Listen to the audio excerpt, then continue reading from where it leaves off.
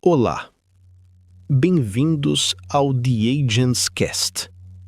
Hoje, Hélio Brant. Hélio, a DeepSeek anunciou um corte de 75% no preço do seu modelo. Qual é a primeira coisa que passa pela sua cabeça quando você vê algo assim? Olha, a primeira coisa que eu penso é: isso não é promoção, é reposicionamento de mercado. Quando você corta 75% de forma permanente, você está dizendo: eu aceito comprimir margem de contribuição agora para ganhar volume, lock-in de plataforma e pressão competitiva. Em IA, o custo marginal de inferência pesa muito. Se a DeepSeek consegue servir cada token mais barato, ela pode transformar preço em arma estratégica. O exemplo concreto é a API. Uma startup que antes testava 3 provedores, agora pode dizer: com esse preço, eu construo primeiro em cima da DeepSeek. Aí muda a elasticidade da demanda. Quem usava pouco passa a usar muito, e casos de uso que antes não fechavam economicamente começam a fechar. Isso empurra o mercado para uma comoditização dos modelos. E aí, claro, todo mundo pergunta: é uma corrida para o fundo do poço? Talvez, mas eu acho mais interessante olhar por outro ângulo. É uma tentativa de redefinir qual é o preço normal da inteligência artificial. Isso é enorme. Hélio, você falou em comprimir margem de contribuição. Esse movimento pode ser sustentado? Ou a gente está falando de uma perda temporária para ganhar mercado? Olha, pode ser sustentado, mas só se 2 coisas forem verdade ao mesmo tempo: custo marginal de inferência muito baixo e uma operação com escala brutal. Porque margem de contribuição é simples, é o que sobra por chamada de API depois do custo direto de servir aquela inferência. Se a DeepSeek reduziu o preço em 75%, mas também tem arquitetura, otimização e infraestrutura que reduzem o custo por token, então não é queima de caixa pura, é uma compressão calculada. Agora, se o custo real não caiu nessa proporção, aí sim vira subsídio temporário para ganhar mercado. Mas meu instinto é que eles estão apostando numa curva de escala. Baixam o preço, aumentam o volume, melhoram a utilização da infraestrutura, atraem desenvolvedores e criam lock-in. O exemplo é nuvem. AWS, Google Cloud, Azure, todo mundo já fez isso em algum momento. Preço agressivo no começo para virar padrão operacional. A diferença é que em IA generativa isso acontece numa velocidade absurda. Uma velocidade absurda. E qual é o risco de um movimento desses para os concorrentes? Olha, o risco principal é forçar todo mundo a jogar num tabuleiro em que talvez só a DeepSeek tenha custo para sobreviver. Se você é concorrente e cobra, 4 vezes mais por uma API comparável, precisa justificar isso com qualidade, latência, ferramentas, segurança, ecossistema. Se não justificar, o cliente começa a fazer conta, e cliente corporativo faz conta com frieza. O perigo é a DeepSeek puxar o preço de referência para baixo. Aí, empresas com custo marginal de inferência mais alto entram numa escolha horrível. Ou reduzem preço e comprimem margem, ou mantêm preço e perdem volume. Isso acelera a comoditização dos modelos. Um exemplo concreto: provedores menores que não têm escala de infraestrutura nem chip otimizado podem ficar espremidos. Eles não conseguem competir em preço e talvez ainda não tenham diferenciação suficiente. Aí começa a consolidação, aquisição, pivô para nicho, aquele filme clássico de mercado tecnológico quando a margem evapora rápido demais.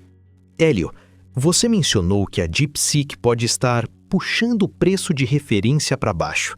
Isso não pode ser lido também como um movimento geopolítico? Talvez para competir com modelos ocidentais? Olha, pode ter uma camada geopolítica, claro.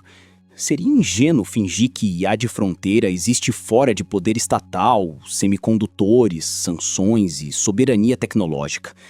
Mas reduzir tudo à China contra o Ocidente é uma leitura preguiçosa. O ponto econômico é mais interessante. Se a DeepSeek consegue baixar o preço efetivo da inteligência artificial, ela muda a função de demanda global. Ela não está só competindo com OpenAI, Anthropic ou Google. Ela está dizendo para o mercado inteiro: talvez vocês estejam pagando caro demais por inferência. E isso tem um efeito brutal. um cliente na Índia, no Brasil, no Sudeste Asiático, que não tem um orçamento infinito para API Premium, passa a considerar a DeepSeek como padrão. Isso é competição por elasticidade de demanda, não só por bandeira nacional. A geopolítica entra no pano de fundo, mas no primeiro plano, o movimento é precificação agressiva para ganhar escala, derrubar o benchmark de mercado e acelerar lock-in. Essa é a parte que realmente mexe no tabuleiro. Você fala em acelerar lock-in. Como isso aparece na prática? O que faz um desenvolvedor ou uma empresa ficarem presos a um provedor como a DeepSeek? Olha, lock-in em IA não começa com um contrato de 10 anos. Começa com pequenas decisões técnicas que parecem reversíveis. Você ajusta prompt para aquele modelo, calibra a temperatura, cria avaliação interna, escolhe formato de saída, monta a pipeline de RAG, treina o time de suporte, mede latência, cria fallback. Quando vê, trocar de provedor não é só mudar uma URL de API, é revalidar o produto inteiro. E preço baixo acelera isso porque reduz a fricção inicial. O desenvolvedor pensa, vou prototipar aqui porque é barato. Depois o protótipo vira produção, a produção vira dependência e a dependência vira custo de migração. Esse é o lock-in de plataforma. Não é uma prisão explícita, é acúmulo de custo operacional. Um exemplo simples. Uma fintech que usa um modelo para análise de documentos. Se ela ajustou extração, classificação e auditoria em cima do comportamento da DeepSeek, sair depois exige retestar compliance, acurácia e latência. Aí aquele desconto inicial vira poder de mercado. E o que isso significa para a inovação, Hélio? Se a tendência é consolidação e lock-in por preço, o que sobra para quem está tentando criar algo novo? Olha, sobra bastante coisa, mas muda o lugar onde a inovação acontece. Se o modelo base começa a virar commodity, criar mais um chatbot genérico fica muito difícil, a margem some. Mas a inovação de verdade migra para cima da pilha. Workflow, dados proprietários, integração com sistemas, avaliação, segurança, domínio vertical. Pensa em saúde, jurídico, engenharia, atendimento financeiro. O valor não está só no modelo responder bem, está em saber quais documentos consultar, como auditar a resposta, como explicar a decisão, como encaixar tudo no processo real da empresa. Aí o preço baixo da DeepSeek pode até ajudar, porque reduz o custo de experimentar. Mas tem um lado duro. Quem dependia de cobrar caro só por encapsular modelo de terceiros vai sofrer. Quando o insumo principal barateia 75%, o mercado pergunta, tá, e o que você entrega além da chamada de API? Essa pergunta separa produto de embalagem. Hélio, você falou do impacto sobre provedores menores. E os grandes players, como o OpenAI e Google, como eles reagem a esse movimento da DeepSeek? Olha, OpenAI e Google não reagem só baixando o preço. Eles reagem tentando mudar o eixo de comparação. Porque se a conversa vira quantos dólares por milhão de tokens, a DeepSeek puxou todo mundo para uma briga desconfortável. Então, os grandes vão falar de qualidade, multimodalidade, agentes, ferramentas, compliance, integração corporativa, privacidade, SLA. Eles tentam transformar o produto de modelo em plataforma completa. Mas o preço pressiona, sim. O Google pode subsidiar via cloud. A OpenAI pode empacotar em planos, contratos enterprise, bundles com ferramentas.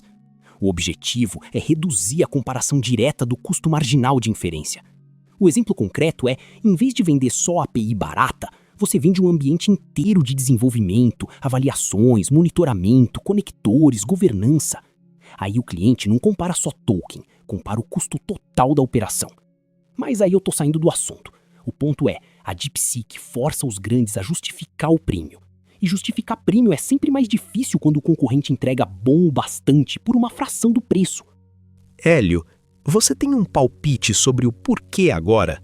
Por que a DeepSeek faz isso neste momento? Tem algo no cenário global ou tecnológico que torna esse movimento especialmente estratégico agora? Olha, meu palpite é que o timing tem 3 camadas. Primeiro, custo. Se eles chegaram num ponto em que o custo marginal de inferência caiu de verdade por otimização de arquitetura, serving, cache, quantização, o preço antigo vira espaço para atacar mercado. Segundo, maturidade da demanda. As empresas já passaram da fase "vamos brincar com o IA" para "isso entra no orçamento operacional". Aí preço importa muito mais. Um corte de 75% agora pega clientes justamente no momento em que estão escolhendo o stack. Terceiro, janela competitiva. Antes que OpenAI, Google e Anthropic consolidem lock-in corporativo via ferramentas, agentes e contratos enterprise, a DeepSeek tenta entrar pela variável mais brutal: custo. Eu não tenho documento interno deles, claro, isso é leitura de padrão de mercado, mas economicamente faz sentido. Você corta preço quando acredita que volume, adoção e dependência futura valem mais do que margem imediata.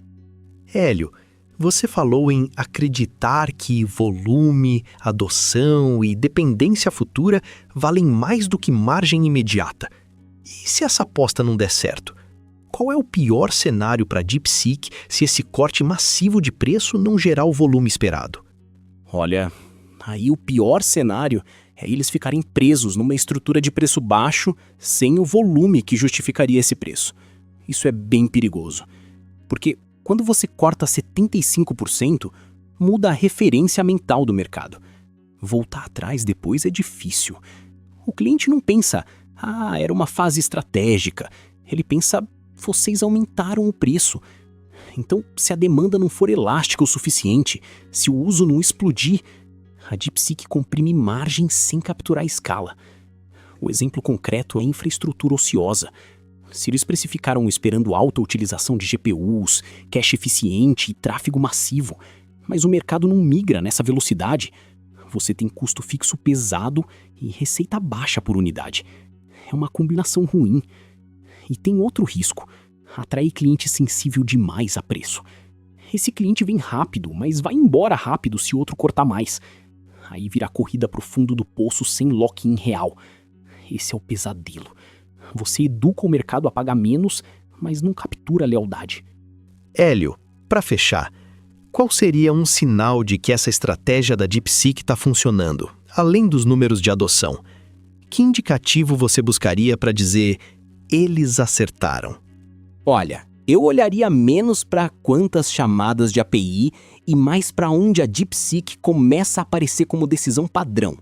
O sinal forte é desenvolvedor e empresa dizendo: vamos começar pela DeepSeek e só migramos se houver motivo. Isso é muito diferente de vamos testar porque tá barato.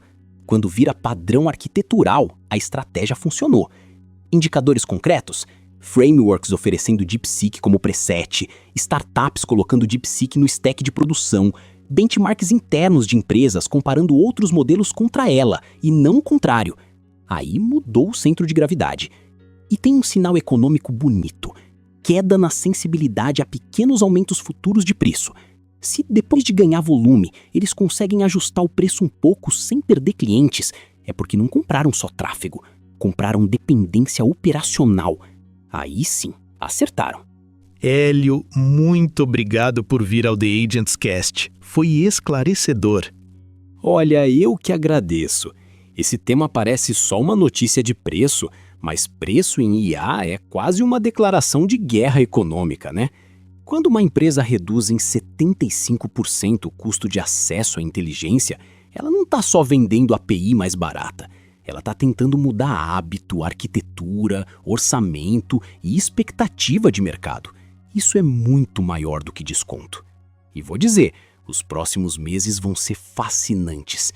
Não porque todo mundo vá necessariamente copiar a DeepSeek, mas porque todo mundo vai ter que responder a pergunta que ela colocou na mesa: quanto deveria custar a inteligência artificial em escala?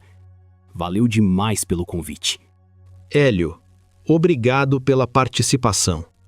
E obrigado à audiência por assistir.